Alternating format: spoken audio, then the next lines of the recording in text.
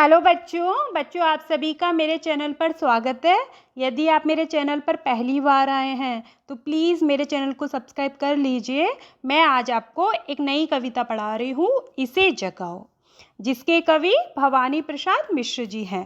देखो बच्चों, कविता में कवि ने समय के महत्व को बताया है कि समय के महत्व को पहचान कर आगे बढ़ना चाहिए।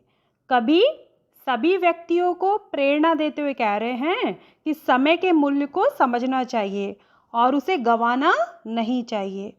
जो व्यक्ति समय के महत्व को नहीं समझता वह जीवन की दौड़ में पीछे रह जाता है, उसे कुछ भी नहीं मिलता है। अब मैं कविता शुरू करती हूँ। भई सूरज जरा इस आदमी को जगाओ, भई पवन जरा इस आदमी को हिलाओ। देखो बच्चों, कविता में कवि सोए व्यक्ति को सचेत कर रहे हैं, उसे जगा रहे हैं। कवि सोए हुए उस व्यक्ति को जगाने का आग्रह किससे कर रहे हैं? सूरज से कर रहे हैं।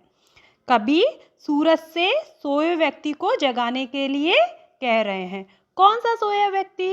कौन सोया हुआ है? ऐसा व्यक्ति, वह व्यक्ति जो अपने कामों को छोड़कर बस भविष्य के सपने देख रहा है। ठीक है। भाई पवन जरा इस आदमी को हिलाओ। पवन मतलब हवा। तो जो कवि हैं वो हवा से आग्रह कर रहे हैं और कह रहे हैं, हे हवा, इस सोए हुए व्यक्ति को हिला दो जिससे कि ये जाग जाए। यह आदमी जो सोया पड़ा है, जो सच से बेखबर सपनों में खोया पड़ा है। तो कवि कह रहे हैं कि वह सोया हुआ व्यक्ति सभी कर्तव्यों को भूलकर सपनों में खोया हुआ है। वह अपने सपनों को सच करने के लिए कोई काम नहीं कर रहा है। वह सच से अनजान होकर सोया हुआ है। वह केवल दिन में भविष्य के सपने देख रहा है।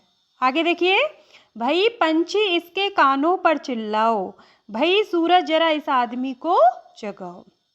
तो कवि इन पंक्तियों में सोए व्यक्ति को जगाने के लिए पक्षी से आग्रह कर रहे हैं। वह कह रहे हैं कि तुम इसके कानों में चिल्लाओ जिससे कि ये जाग जाए। ठीक है। आगे देखो, जरा इस आदमी को जगाओ, वक्त पर जगाओ, नहीं तो जब बेवक्त जागेगा यह, तो जो आगे निकल गए हैं उन्हें पाने घबरा कर भागेगा यह। वक्त मतलब समय, अवे वक्त का मतलब होता है असमय। ठीक है। तो पहली पंक्ति देखिए, जरा इस आदमी को जगाओ, वक्त पे जगाओ। किस आदमी को जगाओ? सोते हुए आदमी को जगाओ, पर समय पर ही जगाओ। इसका भावार्थ क्या है कि कवि कह रहे हैं कि समय का मूल्य जानने वाला व्यक्ति ही सफलता प्राप्त करता है।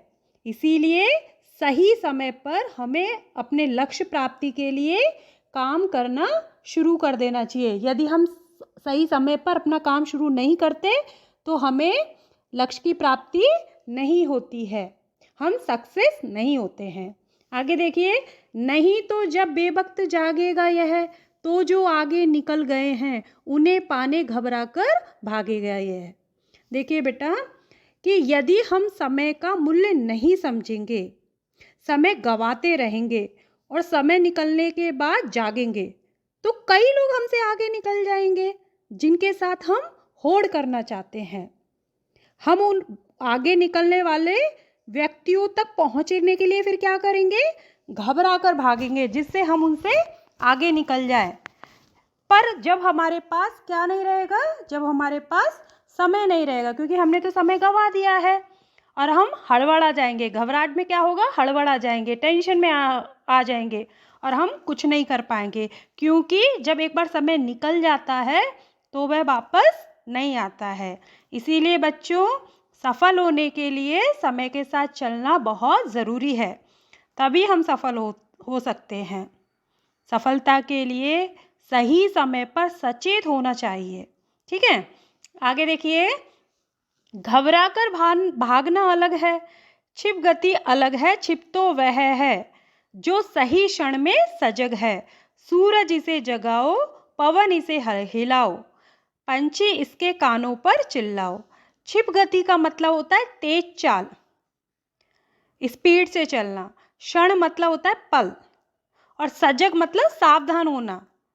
तो कवि कह रहे हैं कि समय निकल जाने पर घबरा कर तेज चलना और तेज चाल से सचेत होकर चलना, ये दोनों बातें अलग अलग है। कौन कौन सी दो बातें अलग अलग है? कि समय निकल जाने के बाद जब हम घबरा कर तेज चलते हैं ना, और यदि हम पहले से ही तेज चल रहे हैं सचेत होकर, ये दोनों चीज़ें अलग अलग है। तो कवि कह रहे हैं कि जो लोग दूसरों से आगे निकलना चाहते हैं और समय गवा देते हैं, और उनको बाद में जब एहसास होता है कि वो पीछे रह गए हैं, तो वे क्या करते हैं? फिर घबरा कर भागते हैं। इस तरह से घबरा कर भागना तेज चलना नहीं है, ठीक है? सही समय पर सजगता के साथ आगे बढ़ना तेज चलना होता है, जो क्योंकि ऐसे चलने से ही हम लक्ष्य प्राप्त कर सकते हैं।